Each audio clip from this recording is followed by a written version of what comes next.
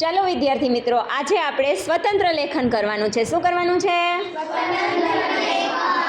સ્વતંત્ર લેખનની અંદર તમને હું એક પરિસ્થિતિ લખાવીશ. શું લખાવીશ? એક પરિસ્થિતિ.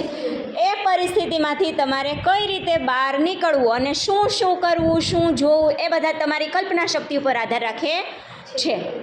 ચાલો તો હું તમને પરિસ્થિતિ કહું છું, સાંભળી લો. સરસ મજાની સુંદર સવાર છે. સવારે નાહી ધોઈને તૈયાર થઈ અને તમે શાળાએ આવો છો. શાળા આવી અને પ્રાર્થના કરી ક્લાસમાં બેઠા છો. હવે તમારા શિક્ષક આવે છે અને તમારું હોમવર્ક ચેક કરે છે. શું કરે છે? પણ એમાં એવું છે કે આજે તમે હોમવર્ક કરવાનું ભૂલી ગયા છો, એટલે તમે લેસન કર્યું નથી. તો તમારા શિક્ષક તમને ખીજાય છે અને ક્લાસની બહાર કાઢી મૂકે છે. એમ કે છે, જા ક્લાસની બહાર જઈને ઊભો રહી જા.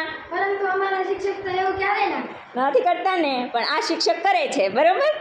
પછી બારે ઊભા તમે તો કંટાળી જાઓ છો કે હવે તો ગમતું નથી, તો શું કરવું? પછી તમે છો થોડાક તોફાની. કેવા છો? એટલે ત્યાં ઊભા ધીમે કરતા તમે શાળાના મેદાનમાં વયા જાઓ છો. હવે મેદાનની અંદર એક સરસ મજાનો વર્ષો જૂનો મોટો બધો વડલો છે અને એની ઘાટી વડવાઈઓ છે, બરાબર. હવે તમે વડવાઈઓની અંદર જાતા ઘૂસતા તમારો પગ એક વડલાની વડવાઈમાં ફસાઈ જાય છે અને એમાં પગ ફસાય છે એટલે તમે તો ખેંચાવ છો. હવે તમે ખેંચાવ છો એટલે એની ઠેસથી વડવાઈની નીચે એક દરવાજો ખુલે છે. શું ખુલે છે?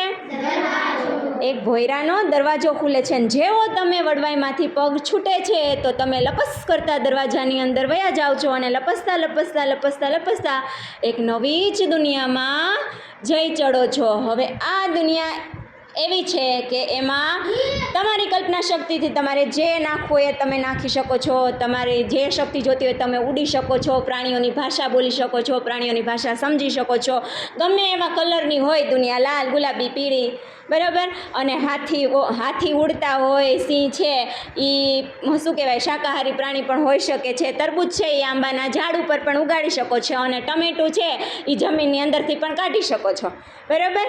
અને આ ઉપરાંત ભૂત આવે, જીન આવે, પરી આવે, જે લાવવું હોય એ તમે લાવી શકો છો. આ પરિસ્થિતિ છે, તમારે મજા કરવાની છે, આનંદ કરવાનો છે અને તમારી કલ્પના શક્તિના રંગો પૂરી અને વાર્તા રચવાની છે. અને હા, શરત એ છે કે છેલ્લે તમારે ઘરે આવવાનું છે હો, જ્ઞાન નથી રહી જવાનું, બરાબર. ઓકે.